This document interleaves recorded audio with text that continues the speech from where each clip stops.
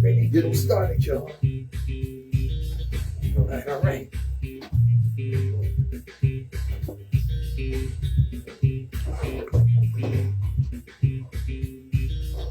All right.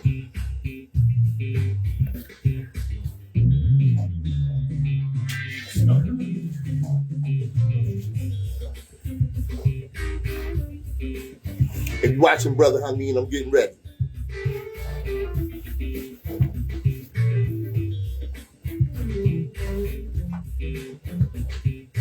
Peace and respect. All right. Get the stuff out here.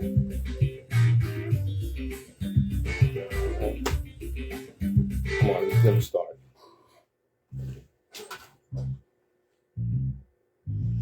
All right.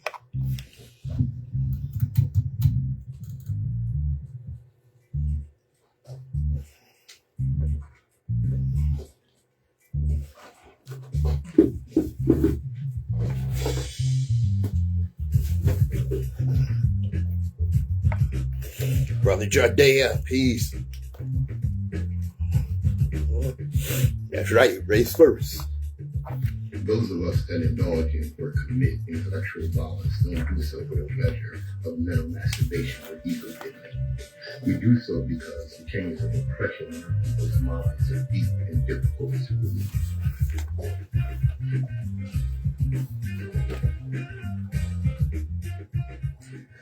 Good morning, my children of the sun. Welcome to the Open Eye on WHGE 95.3 FM, the education advocacy station. I'm your host and third eye optometrist, Patrice Gibbs, ready to get them started. Look, I'm going to start right here. I saw this video, all right? And it was from Africa. It was an African nation. Of course, some of us, use the word tribe, but it was an African nation. And in their community, they were practicing some spirituality. And they were showing the strength of that spirituality. Okay? They were walking on fire. Now, there were logs spread out, and the logs were on fire, and this fire was blazing, and they walked and danced on it. They did not get burned. Their clothes did not set on fire. This is the strength, the power of African spirituality.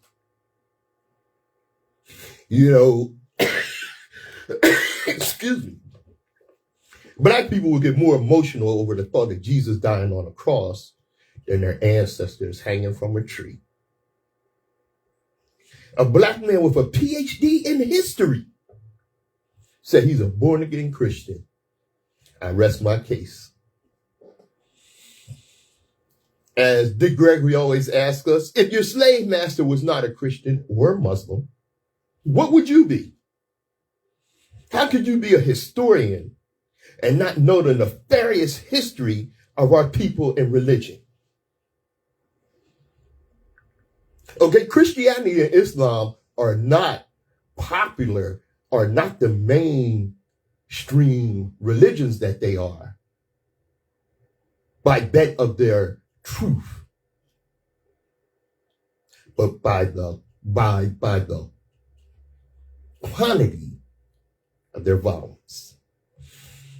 It's something that our Christian brothers and sisters, Muslim brothers and sisters will tell us, if you don't believe in their religion, you're going to burn in hell. Got people scared of hell, that you're going to face this hellfire.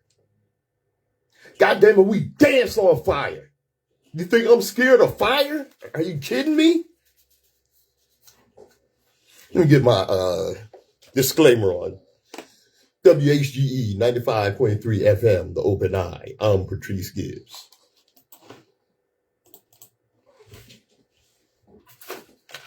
The views and opinions expressed on Open Eye are those of the hosts, guests, and contributors. And do not Hey, Sherry. or position Sister Hanifa, I see. 95.3 FM, or our sponsor, the Delaware Center for Homeless Vets. Any content provided by Open Eyes hosts, guests, or contributors are there and are not intended to belong to any religion, ethnic group, company, or individual. WHGE 95.3 FM, the Open Eye, with your host and third eye optometrist, Patrice Gibbs. Did you know? On April 22nd, 1987, the Supreme Court upheld accepting proven racial sentencing disparities as an inedible part of our criminal justice system. It's inedible. It's there. There's nothing they can or will do about it. It upheld constitutionality and racially biased capital punishment in America. This ruling remains law today. Let me tell you something. Let me give you a quote by the great James Baldwin. So he said, because it's still relevant. The white policeman finds himself at the very center of the revolution now occurring in the world. He is not prepared for it. Naturally, nobody is. And what is possibly much more to the point, he is exposed, as few white people are, to the anguish of the black people around him. One day, to everyone's astonishment, someone drops a match in the powder keg and everything blows up. Before the dust is settled or the blood congealed, editorial speeches and civil rights commissions are loud in the land, demanding to know what happened. What happened is that Negroes want to be treated like humans, as James Baldwin, 63 years ago in 1960. Still relevant today.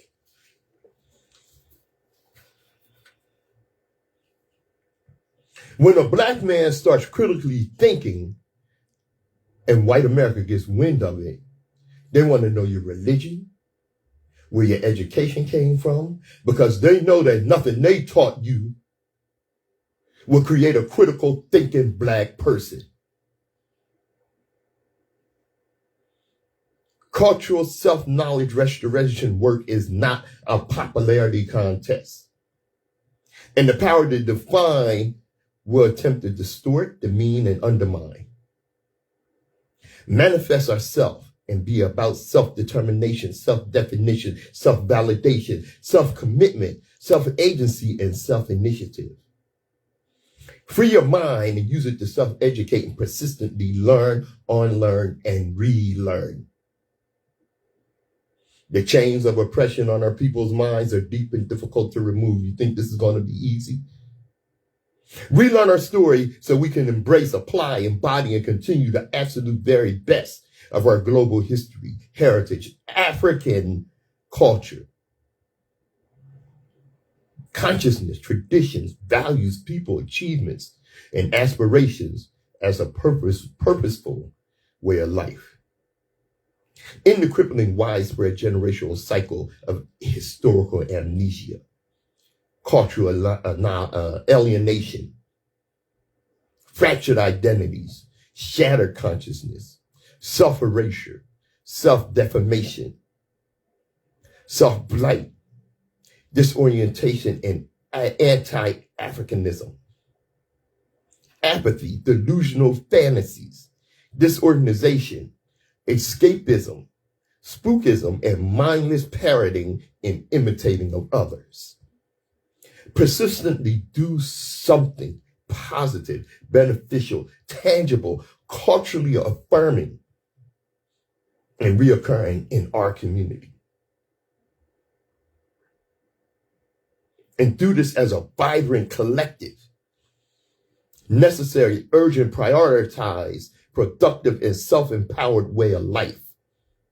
We are our own cultural liberators, ambassadors, and advocates. Each one teach one. And start now. Unity is our aim, and victory is our destiny. But not unity just for the sake of unity, just for the sake of being unified. We can get together and be unified anytime. And where we usually get together and be unified is the party. What the last poets tell us. Black people can get together and party and BS and party and BS. It's time we move beyond that. It's time that we unify with a purpose, a collective purpose, organized unity for progressive revolution. I'm Patrice Gibbs. This is WHGE and 95.3 FM, The Open Eye.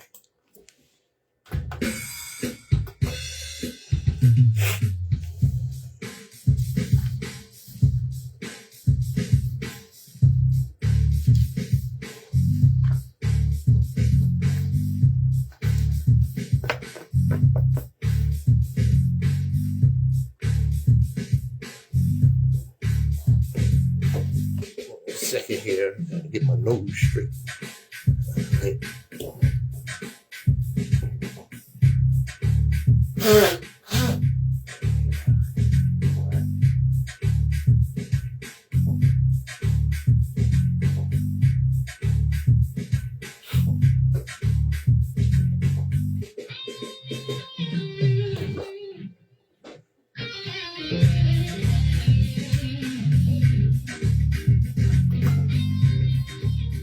Yes, indeed.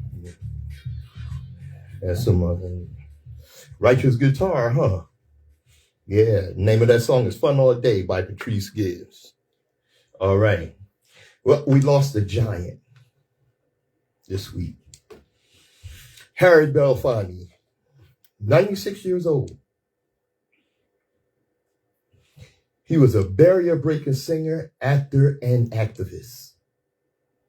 In the 1950s, when segregation was still widespread, Harry Belafonte's ascent to the upper echelon of show business was historic. But his primary focus was civil rights. Harry Belafonte was not the first Black entertainer to transcend racial boundaries, but none had made as much of a splash as he did. For a few years, no one in music, Black or white, was bigger or above the singer in 1957. Harry Belafonte, who stormed the pop charts and smashed racial barriers in the 1950s with his highly personal brand of folk music, and who went on to become a dynamic force in the civil rights movement, died on Tuesday at his home on the Upper West Side of Manhattan. He was 96. Died of congestive heart failure. At a time when segregation was still widespread and Black faces were still a rarity on screens large and small, Mr. Belafonte's ascent to the upper echelon of show business, like I said, was historic. He was not the first Black entertainer to transcend racial boundaries. Louis Armstrong, Ella Fitzgerald, and others had achieved stardom before him, but none has made a bigger splash as he did. Born in Harlem to West Indian immigrants, he almost single-handedly ignited a craze for Caribbean music with his hit records like Deo and Jamaica Farewell. His album Calypso, which included both these songs, reached the top of the Billboard album chart shortly after its release in 1956. Anybody know about music know that was a significant year. And it stayed there for 31 weeks, coming just before the breakthrough of Elvis Presley. It was said to be the first album by a single artist to sell more than 1 million copies. Mr. Belafonte. Mr. Belafonte was equally successful as a concert attraction. Handsome and charismatic, he held audiences spellbound with dramatic interpretations of a repertoire that encompassed folk tradition from all over the world.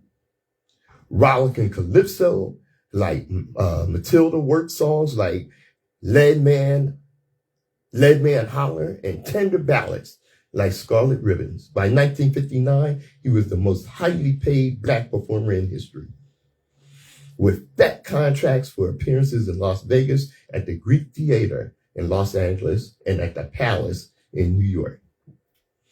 Success as a singer led to movie offers, of course. And Mr. Belafonte soon became the first black actor to achieve major success in Hollywood as a leading man. His movie stardom was short-lived, though. And it was his friendly rival, Sidney Poitier, not Mr. Belafonte, who became the first bona fide black matinee idol. But making movies was never Mr. Belafonte's priority. And after a while, neither was making music. He continued to perform into the 21st century, and he appeared in movies as well. But his primary focus from the 1950s on was civil rights. Early in his career,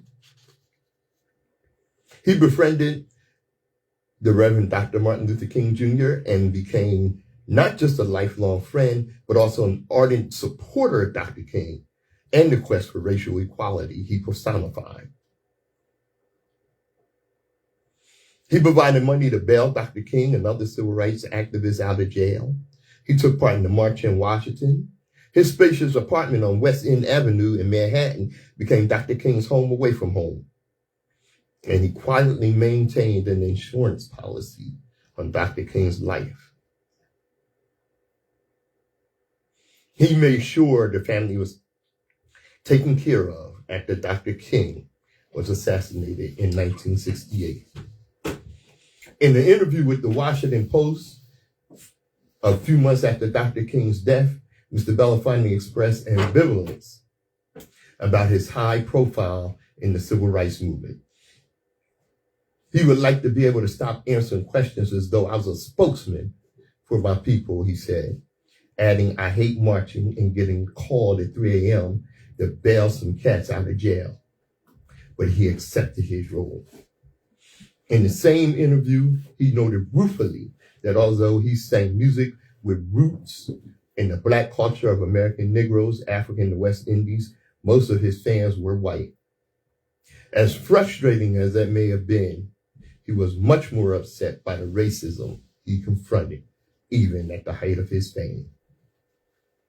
Harry Belafonte, a legend. WHGE 95.3 FM. I'm Patrice Gibbs.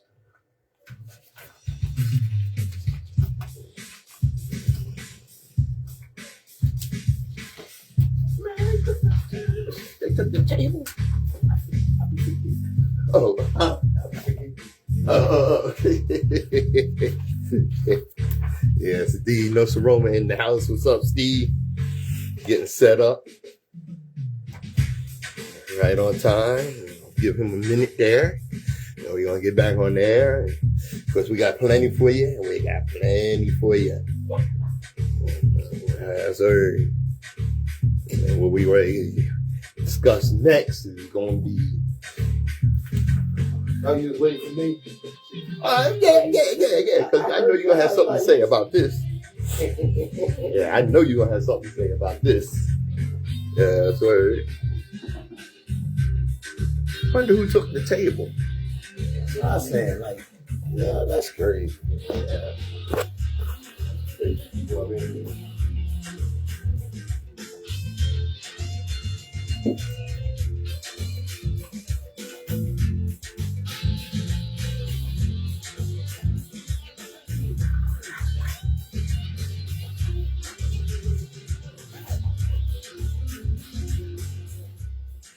WHGE 95.3 FM, the Open Eye. Right. I'm Patrice Gibbs, your third eye optometrist. Nsoromma in the building. Joined by Nsoromma. Brother. Good morning, Yes, world. indeed. Good morning, world. Yes, indeed, our intellectual surgeon here. Yeah. Yes, indeed, What's brother. good, man? This, that, and the other. I heard you coming in. Dig it. Yeah.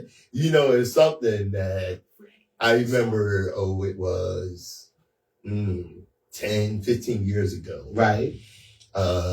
Jerry Falwell died, the well-known TV evangelist. Jerry Falwell. Yeah, and a well-known well-known radio host had his pilot on to discuss Jerry Falwell's contribution to society. Right. Okay. I got on the phone and called them up, and I told this cat, excuse me? Jerry Falwell's contribution to society? Are you kidding me? This phony Christian racist bastard, the best thing he did to contribute to society was to leave it. Wow. You feel like that, bro? I felt like that. I will not respect a racist, ignorant fool who contributed nothing to society while he was alive in his death. But hate. Okay. Yeah. And that brings me around I to... kind of don't like that either, really. Yeah. You know what I mean? You know? Yeah. That brings me around to Carolyn Bryant Donham.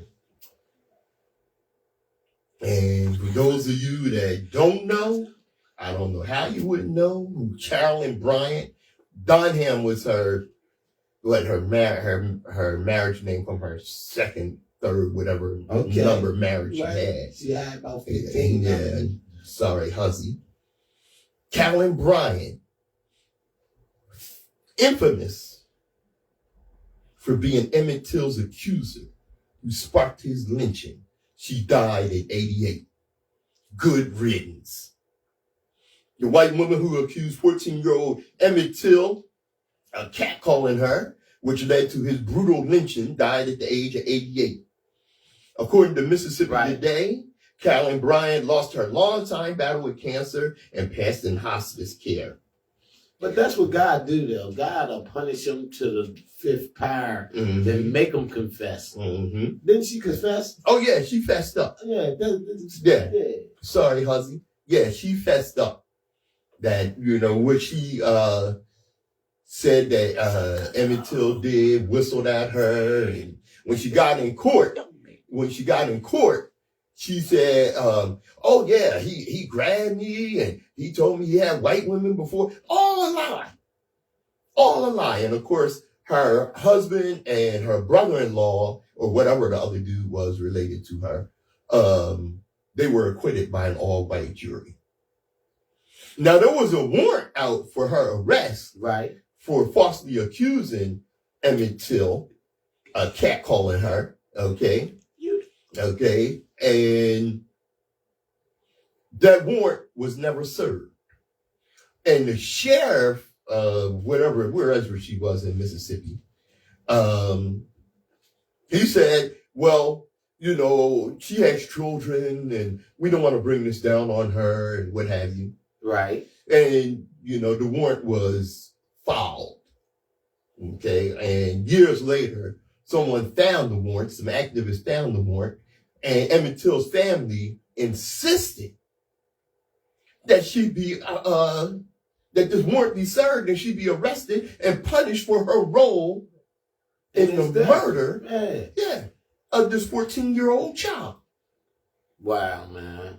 Oh, when people said, well, she's 88 years old and she's really, elderly and sick now. And, well, guess what? Emmett Till didn't get to live 88.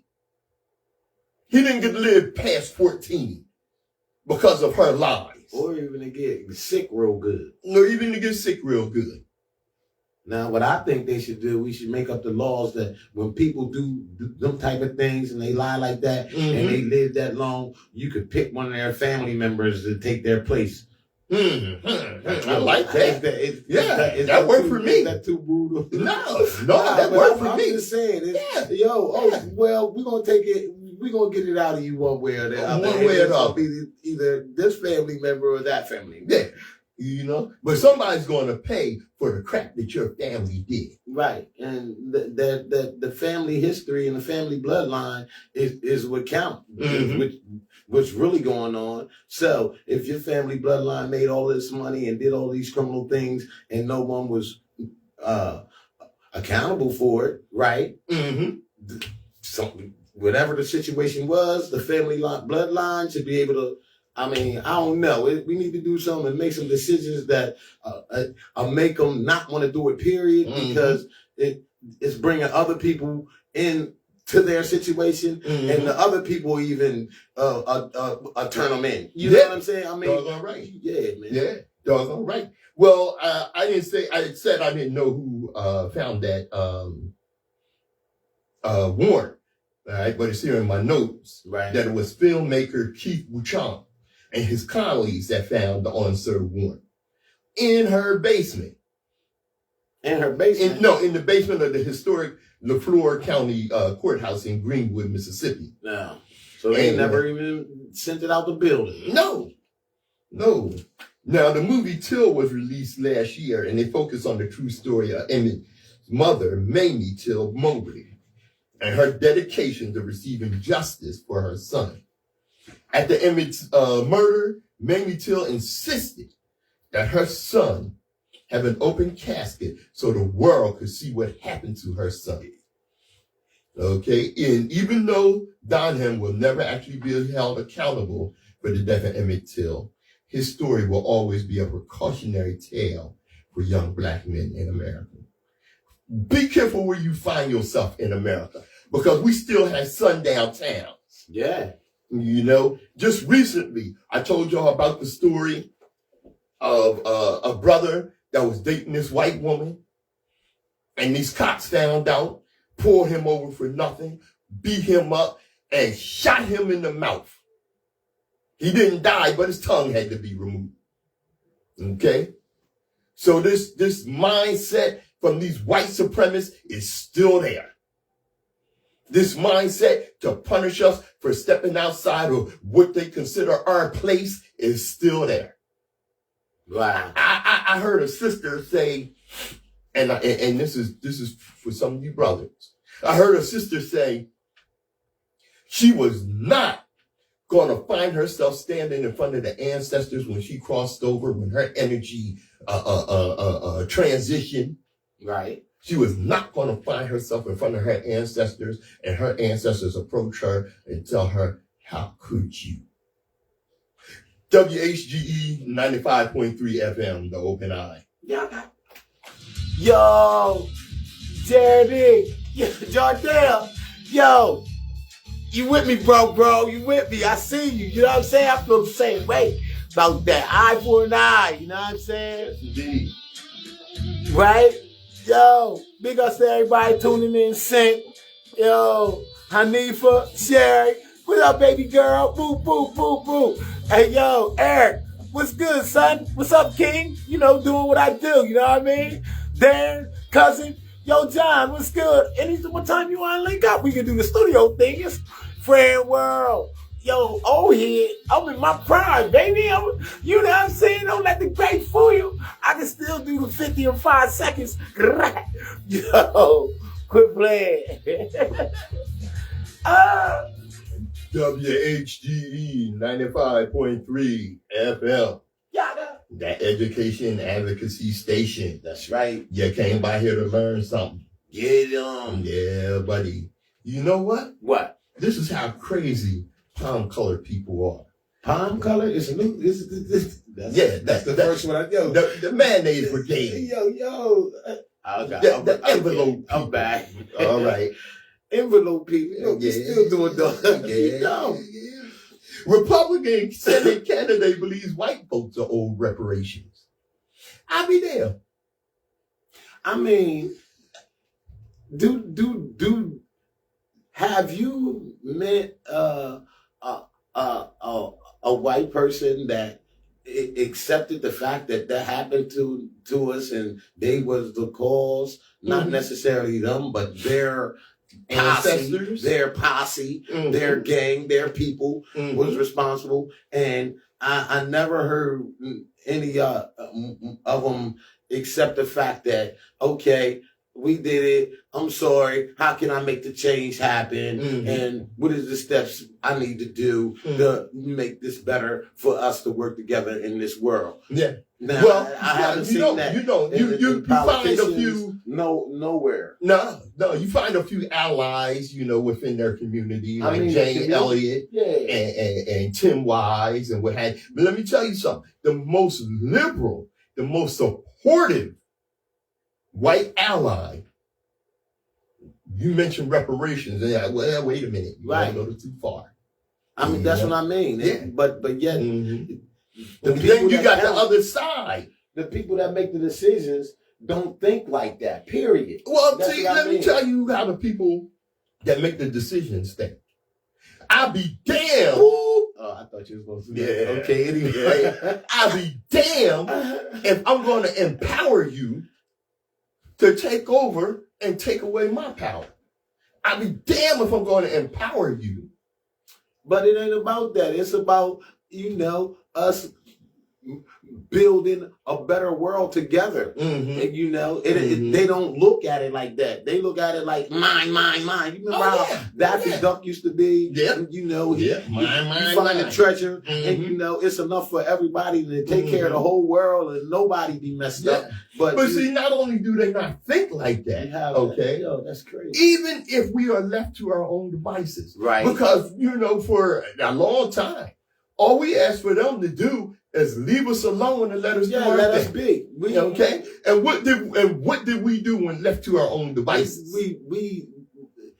We remembered our ability to manage a state. There were over 60 communities throughout the country, Right. okay, where black people, when left to their own devices, made successful communities.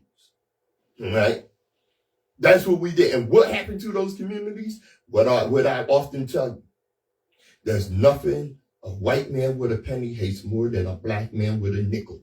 Those communities were attacked and destroyed. Tulsa, Oklahoma being the most famous. Right. And that's only because, like our boy Jardy said, Jardine says, it's a power trip. And it's always been about power and always will be about power. You know what I'm saying? So once they seen that we were building up our, they want to assets because they getting fear power. They fear our success. Because we actually can live without any of their we don't need them.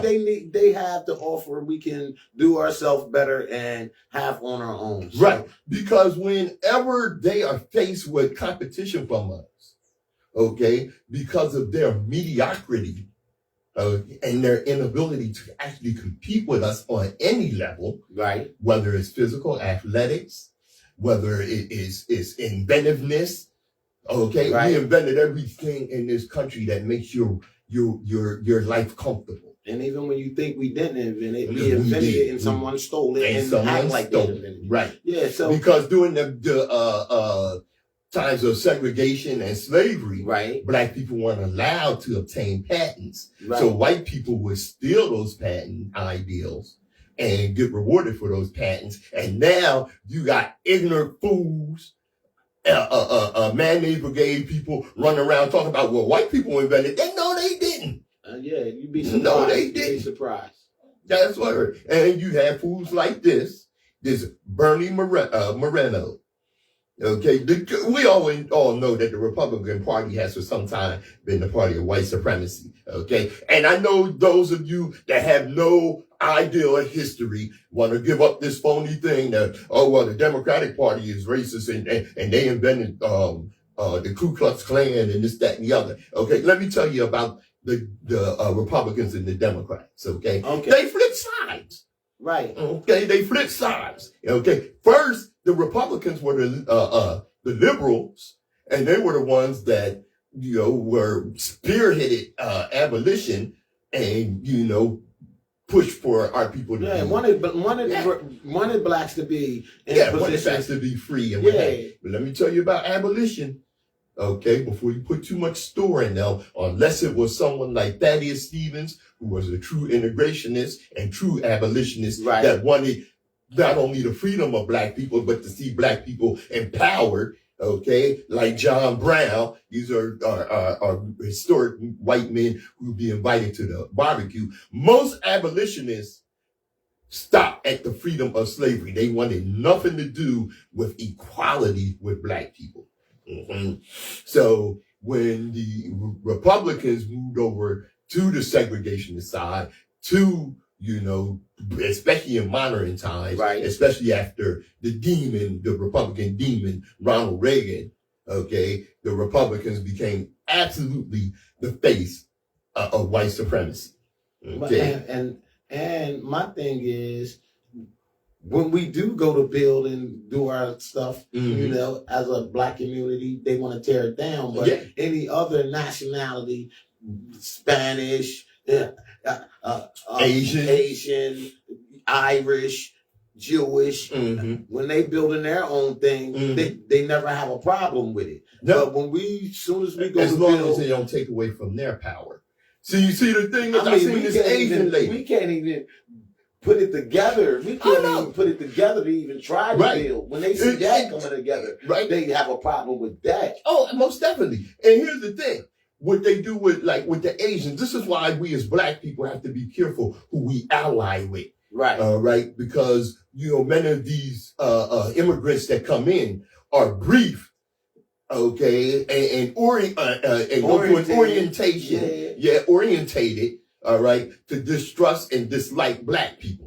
I can't believe they showed them a film of black people in the worst of situations only, you know what I'm saying? And doing criminal, watch out for these black people right here. And they got masses and they only show people doing crime and and this is what they do, not only to Asian immigrants, Hispanic immigrants, but to our African brothers and sisters and cousins from the continent. They do this, okay? And they think they scared to mess with us from the videos. It's crazy how they got it set up. They do that. But let me get back on this with this fool thinking that white people deserve reparations. Right. And what this ignorant fool said is a Republican from he's a Republican from the Ohio Senate, or he's a candidate for the Ohio Senate. He says white folks, not black people, are the ones who should be receiving reparations. Moreno, who is a Donald Trump supporter, big surprise, he made this asinine suggestion during a campaign event on the day he announced his candidacy. Okay, he is trying to unseat Democratic Senator Sherrod Brown. Moreno's statement falls in line with nationwide conservative efforts to whitewash American history so white folks can feel better and remain ignorant about slavery, discrimination, and other inhumane acts committed in order to what? Maintain power. This fool said white people died to free black people. That's never happened in human history before, but it happened here in America. BS. Look, let me tell you something. The primary goal of the Confederacy was to maintain slavery. The primary goal of the Union was to end slavery, but it was about economics. It was not about any empathy, sympathy, or moral ideal that black people should not be enslaved.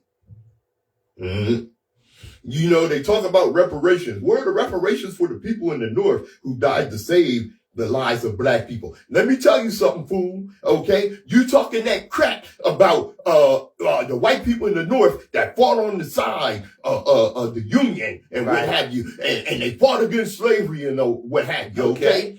How many of you sorry ass crackers from the North participated in Jim Crow?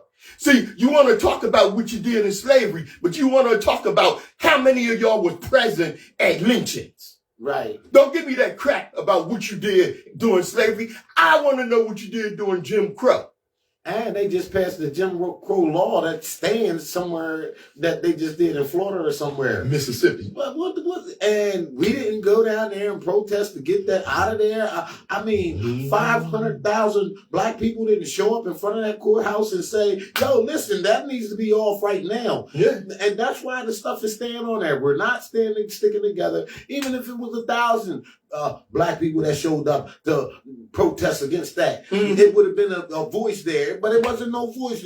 We don't stick together. They make decisions Collective and they purpose. put it in position, and it affects the people that is really working hard and trying to make something happen and trying to build a community. So instead of giving money to people who suffered the economic, political, psychological, and social ramifications of slavery, the actual descendants of slaves, Moreno wants to boost resources for white people who are statistically the least in need of it.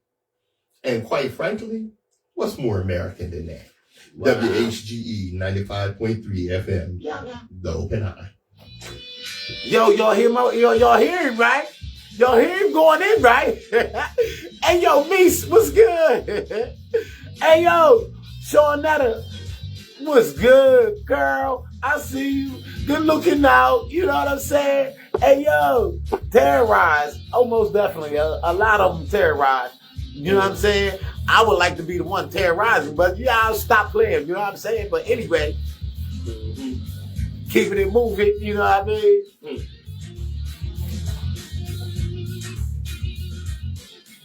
Mr. Gibbs, when the Orange disaster was president, one of the things he said about countries in Africa, the Caribbean, and countries that are predominantly black was that they were ish-hole countries. And y'all know what I mean.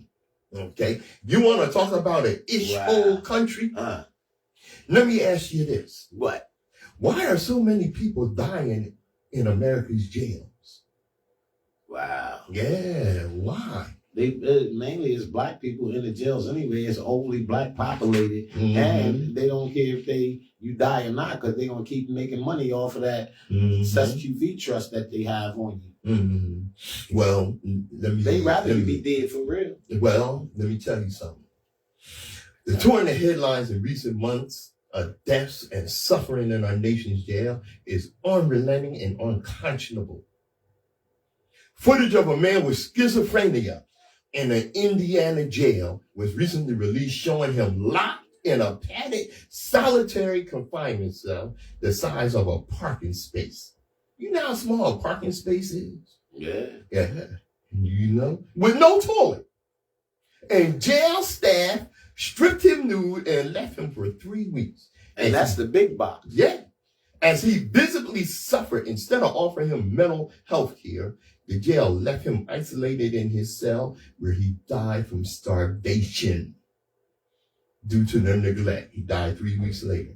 In that same jail, medical staff ignored a woman who was vomiting blood and begging for help. She died in her cell. This reminds me of the woman who was going through a mental health crisis. And they strapped her down to a gurney. And she looked around and saw all these cops, and she said, "Please don't kill me." They killed her. And you want to talk about an ish-hole country? A destitute man who could not pay $100 in pre-trial bail to get out of an Arkansas jail starved to death after jail staff neglected to provide adequate health care for a whole year. $100. Now, these jails aren't really government ran. They're independent prisons, right? Most of them, right? A lot of them, right? Yeah. So why aren't we going after them independent owners and wardens that own these prisons, you know, and holding them accountable? We don't never always go to the top of the issue. We always stay around at the bottom of the issue. You know, we need to institute the RICO law with some of these prisons and some of these police forces. Because what happens is, like Nsoromma said, you know, you get the small fry. Right. You know, they might get a little jail time. Everybody got somebody to sacrifice when in them type of positions when it comes to you're gonna fall on a knife today, Frank. You know, and then it'd be a new day. He got blamed, and we still doing what is really being done as the plan. Right. And that's messy, man. You know, in 1 year, from 2020 to 2021, the Department of Justice failed to identify at least 990 deaths in jails and prisons, and 70% of the data collected was incomplete. Because they don't want to know. Wow. And they don't really care either. Oh, no, they don't give a damn. So you got to understand about prison. Look, okay, let me tell you something. The war on drugs, okay? The war on drugs. Yes. The CIA under Republican demon Ronald Reagan made roast in hell and made the devil sodomize him with a pitchfork. Every time you say his name, you say that whole line. You damn right. Okay. I cries at that, yo. Yeah. This was an evil bastard, man. I know, man. Yeah. That's why. That's why. Flooded our communities in the 80s and 90s with crack. Wow. And guns. Okay. Why? Because think about what was going on in the 80s and 90s. Think about what was going on with hip hop, Public Enemy, X-Clan, KRS-One. It was awareness. It was awareness. That's right. And they needed to destroy that. Yeah. Because along with that awareness, fight the power.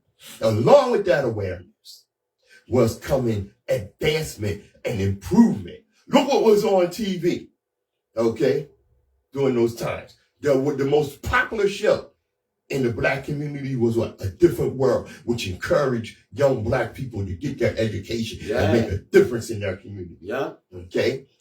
That went off the air. What they replaced it with? Love and hip hop, with people running around being slimy and hurting each other. Okay. What happened to the music? The music was flooded. And they'll tell you this. The music was flooded with not gangster rap, thug rap. Okay. And there's a big difference between gangster rap and thug rap, because gangster rap that became popular from NWA still had its consciousness. Right. And it was only gangster for the situation that you had to be gangster in. Right. You know, F the police. Right. And they were talking directly to the situations, you know, and nowadays what was NWA known as? The CNN of rap. Yeah. Keeping Negroes aware and knowing what's going on and how you being treated out there. Right. You know. So the war on drugs came. And with the war on drugs came the rise of the prison industrial industry. Now, I mean, the prison industrial complex. Yeah. Okay. And private prisons, privatized prisons became the norm. And these prisons signed contracts with states that their prisons had to be 95% full. Or that contract could be breached. Or their contract could be breached and they could sue the state. Yeah. Okay. And this was across the country. Those that did not have privatized, private-owned prisons, okay, had prisons where all the vendors, okay, the medical staff, and of course the prison staff was all about nepotism, was all about profit, was all about giving contracts to people that was going to kick back the money to those operating those prisons. Yeah. And a lot of those prisons were built where? In white rural communities, so they could employ those white races in those communities to be nothing more than overseers in the prison. Because remember what the 13th Amendment says. Yes, slavery is abolished, except for when you in the claim. Except for when you are convicted of a crime, you can then be enslaved. Wow. And they adamantly attack filling them prisons. Yes. With their gangs. With their gangs. Yes. Because that's what they are. The gang in blue. Don't get that mixed. Don't get that mixed. They are the gang in blue. You talk about colors? My color don't come off. I don't go home and take this off. I roll with this all day. You go home and take that uniform off and try to pretend like you're a regular citizen. You're not. You're not. Oh, we got some good cops, okay? Yeah, but one good apple don't improve the bunch. WHGE 95.3 FM. I'm Patrice Gibbs. I'm Nsoromma. Yo, Jan, what it do? You just said this. There's no more sitcoms and everything. And the TV kills us. Yeah, TV is killing us. And you know what I'm saying? Yeah. You gotta play the episode of Bone Thugs and Harmony. Talking about a private meeting. Yeah, Bone Thugs and Harmony did talk about a private meeting that was going on in the music industry, trying to, bring out all of, yeah. And how the music had to be changed from this positive, uplifting to educational. Black people, most definitely. Right. Yeah, that's true. We know for real because we were part of the whole thing going down. It was in our era. Mm-hmm. You know what I'm saying? So, yeah, a lot of that stuff is true. Mm-hmm. WHGE 95.3, The Open Eye. I did not forget the name of our show. I know you did. Okay. Let me tell you how cold-blooded these Republicans are. Okay, Nikki Haley, who was former governor of South Carolina, okay, one of the worst races to sit in office.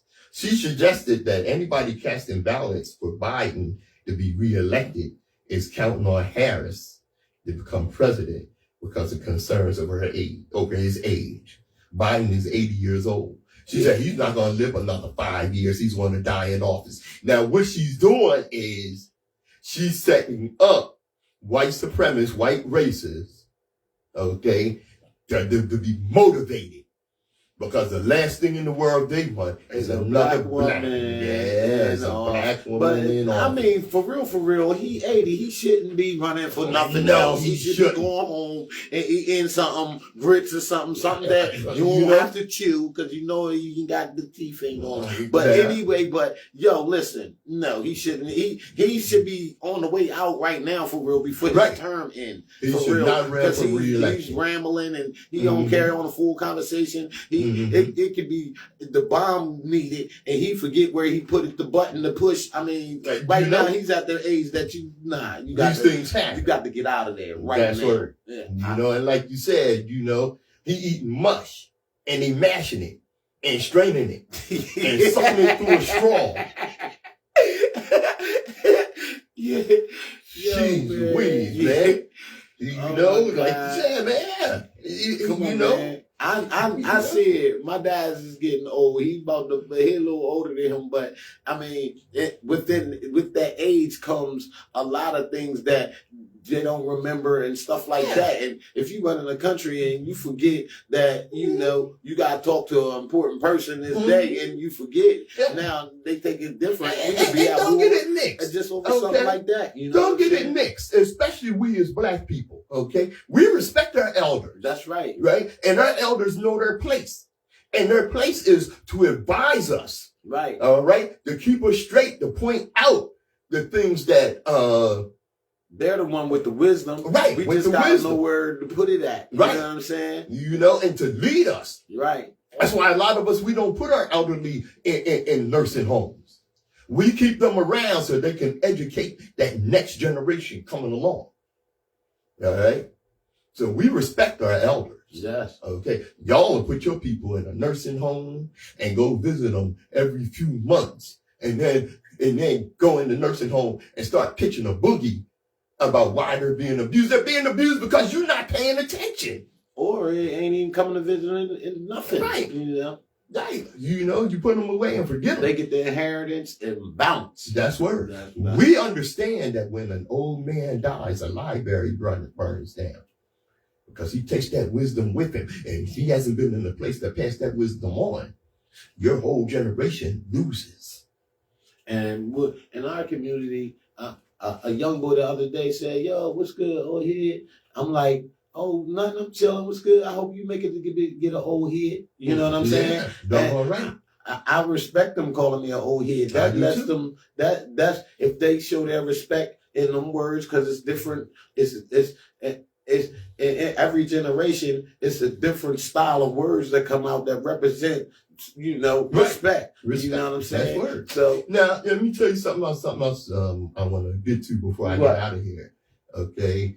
And that is this diaspora wars that are going on. For those of you that don't know, okay, we have those on both sides of the Atlantic, all right, those on the motherland, and those here in the diaspora, all right, that are promoting this division amongst our people. Okay, stop that, because there are a lot of us, including those in the motherland, that realize who we are. Okay? Listen, why us? Why us? You've heard this before, but you learn by repetition. Right. All right. And I want you to file this. I want you to file this in your memory. Because I am almost reluctant to put this out there. But I will, because most of us won't get it or believe it. The crazy thing is they get it. And they understand it well. Like Nsoromma told you earlier, they take pains and anguish to safeguard against it. The African America is the most abused, most wounded of all Africans throughout the system of global white supremacy. Of all African people, he's the target for destruction. The African in America are also the most disconnected from the African continent, culture, and other African people throughout the world. And this is not by happenstance. Why? Because of all Africans throughout the world, the African in America is the most dangerous. Why? The African America is the most highly trained of any African in the world. He is trained in the art of war, specifically in the technique of the combined strike. That is the technique to strike from land, air, and sea. Immediately after World War II, the African in America had the skill to produce the most dangerous air force on the planet, bar none. Make no mistake about it. This is not conjecture, not hyperbole. It can be stated without prejudice that the Tuskegee Airmen were the absolute best. The African in America was not trained for his own benefit, but for the benefit of America. Right now, as of this broadcast, at this very moment, there are enough Africans discharged from the American military to go to Africa and train and produce a modern military for every nation in Africa. This is why the African in America is set for destruction. Because if he ever weds his skill and training to the continent of Africa, the world will be a very different place. Why has this not happened? The African in America's mind has been trained into dependency and illusion. He has been fooled into believing he cannot manage the state. They took pains to make that happen. This is fairly recent phenomenon because during the days of segregation, as we mentioned earlier, the African in America being excluded and locked out of mainstream white society, created his own society, schools, businesses, institutions. We were a nation within a nation. Thriving. Unfortunately, the African in America confused liberty with the illusion of inclusion and abandoned his own institutions to take part in hostile white society, losing his understanding and benefits of self-sufficiency. Now the oppressor depends on this in the efforts to keep the African in America separated from other Africans on the continent and throughout the world, throughout the diaspora. However, despite the oppressor's best efforts, the influence of the African in America cannot be discounted nor stymied. Africans throughout the world, in the Caribbean, in South America, Europe, and on the African continent still look to the African in America to lead the way out of the abyss of oppression. And should the African in America become fully aware of this and who he really is in the world, become aware of his awesome power, the world would be a very different place indeed. Wake up. And as we always tell, Destiny determines who enters your life, but you decide who stays. Therefore, value those who value you and don't treat those as a priority. Who treats you as an option. This is the Open Eye.